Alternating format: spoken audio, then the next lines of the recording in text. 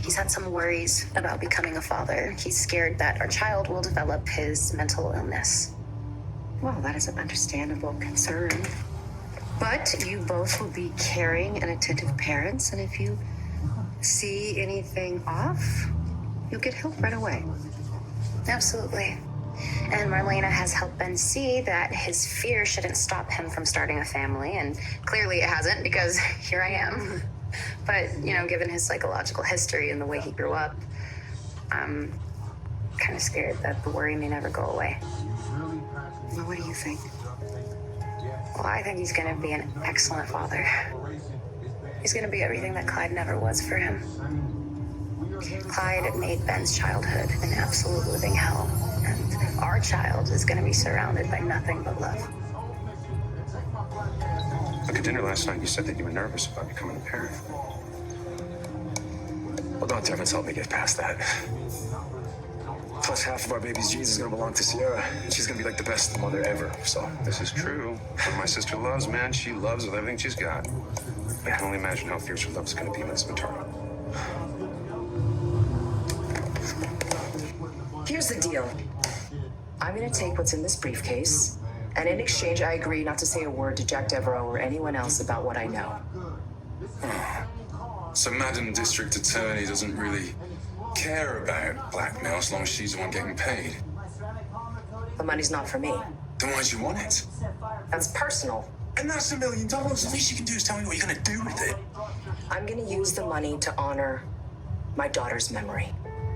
Are you gonna donate it to the hospital? Haley did love being a nurse, but I thought about how I could do the greatest amount of good and help the most amount of people in a way that would truly be meaningful to Haley. So I've decided I'm starting a legal defense fund to assist undocumented immigrants. I remember she was almost deported. I was able to pull some strings at the last minute, but most parents don't have a senator on speed dial. I want to be able to offer them resources, information, hope.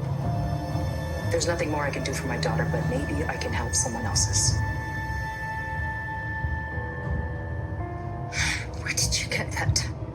My medical records are private. We found it in Dr. Snyder's office inside of a book called Miscarriage of Justice. It's a record of your first visit to the hospital. The one Snyder agreed to keep secret if you run drugs for him. You broke into his office. Aunt Kayla let us in. That's illegal. I can have you arrested. Everything Abigail said is right here in Snyder's notes. It says, you saw him that morning complaining of pain. He did an ultrasound that showed you miscarried. Before she fell down the stairs. And then you knew. You already knew you'd lost your baby.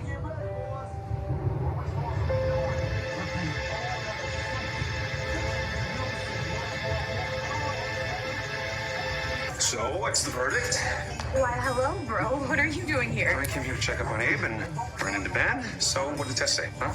Oh, okay, easy. Aunt Kayla put a rush on the test results, but we don't know if you're going to be an uncle just yet. Or if you are going to be a father. Oh,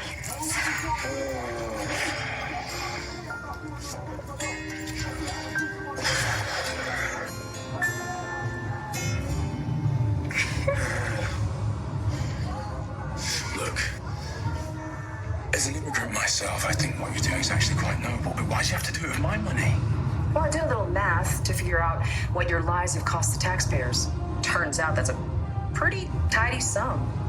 After all the time and energy I and the hardworking people in my office have wasted on your high crimes and misdemeanors, I figured you're not really entitled to this money. Well, that is quite a stretch. I'm not interested in your opinion, but the choice is yours. If you don't really care about protecting Miss Rizchek's relationship with her father, then you can take this money and go.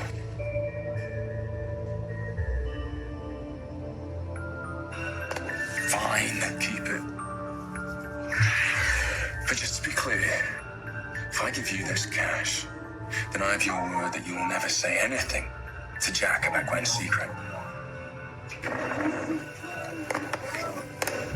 I swear to you, Jack Devereaux won't hear it from me.